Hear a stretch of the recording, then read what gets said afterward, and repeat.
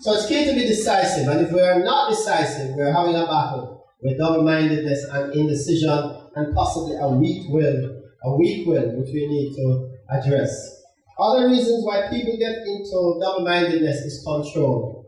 People who are used to being controlled have not learned to make their own decisions or choices. And so what happens is that they learn dependency. They learn to depend on the one who keeps making the choices for them. And so they are crippled on the inside of them in terms of their inner confidence and their inner strength. And so what happens is that they keep looking to other people, especially the ones who have been controlling them, to make up their mind. They're going to make a choice and they say, what we must do? Husband asks his wife what to do all the while. Okay? Because he can't make up his mind. Or vice versa. Or maybe it's an adult and they're used to their family, and the big sister or big brother is always telling them what to do, and they learn to be controlled. And so they have now learned to not be able to make up their own minds, and so they become weak in their will. Why? They haven't been practicing using their will to make choices.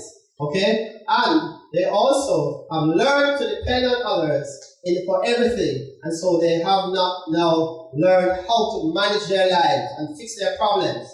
And whenever they're faced with their own choices, they get into anxiety because they have never done it before. And so they run to a safe place. What's a safe place? What they're used to. Being controlled. Somebody else doing it. And so they run to them. Alright? That happens a lot with what happens with control. But there are two main types of things that happen with control. One person learns to be controlling and feel they're always right to control.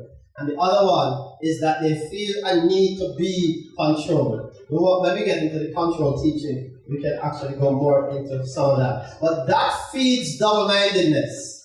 Because now the person has anxieties around making decisions and choices and the consequences that may come with that. Alright?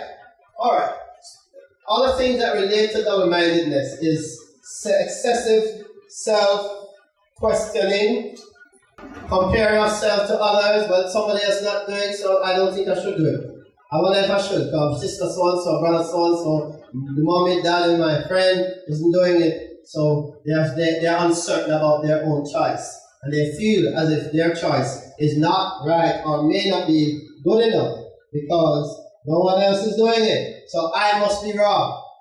Let me get that. But that isn't necessarily true, yeah?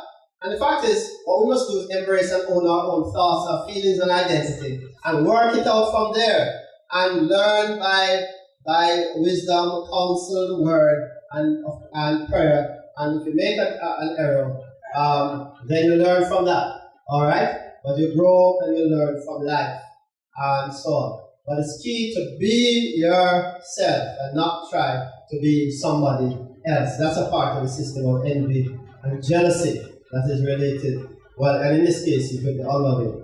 So these are some of the things that would drive double-mindedness. Alright? We have talked about that, so I won't go into the rest. I'll touch on maybe two more, two. Time doesn't allow us to go into our equipment stuff issues has cost us some time. Attention getting. That's another manifestation in relation to the unloving.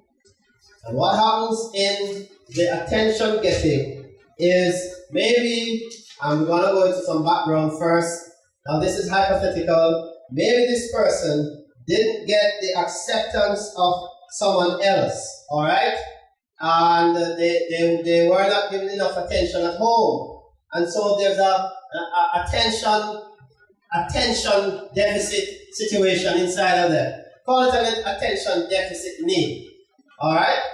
And so because they did not get the kind of attention from mother, from father, from loved ones, then they look for it in other people. This can happen even with spouses. They look for attention in other people.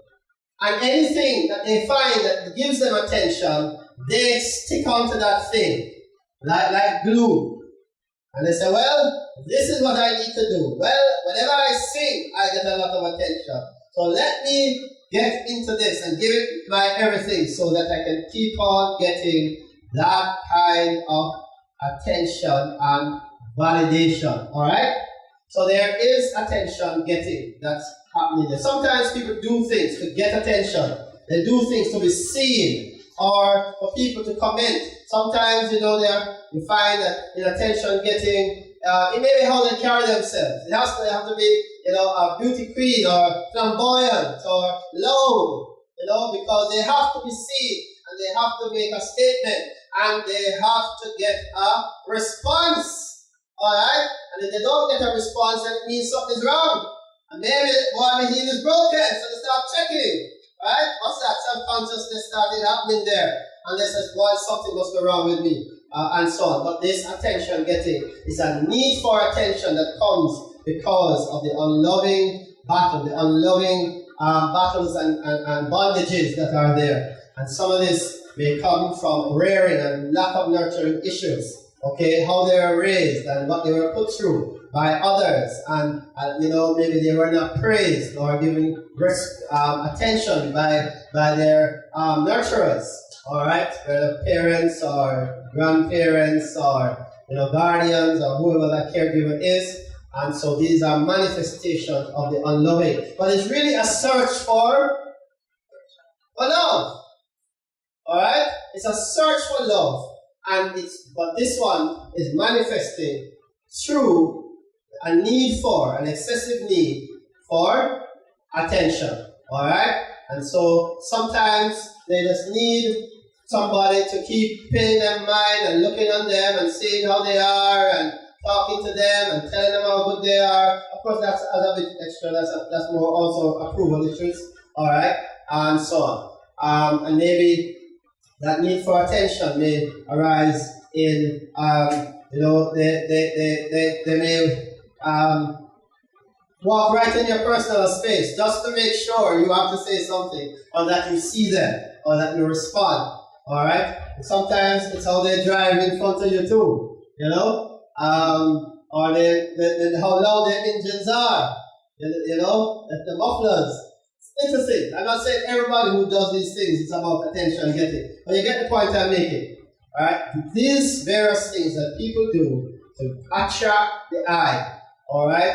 Or sometimes it's a staring in the eye while they approach you in walking, because it's until you make sure that you see them, okay? And that may be something that is hidden on the inside, alright? In other words, subconscious, but it's happening. And sometimes, as I said, it comes out sometimes when people's loudness, when they enter the room, they have to be seen, or sometimes they come at a certain time so they can make a grand entrance, stuff like that. There are various ways, and many people who have a battle with the unloving feel a need to do something to get attention, whether by sports or some kind of performance, in order to be in the limelight and to be celebrated by other people. And that's how they make up for the love they didn't get, or the attention they didn't get, or the time they didn't get, or the interest they didn't get, etc. Alright? You can flip this on the other side, and let me just do that.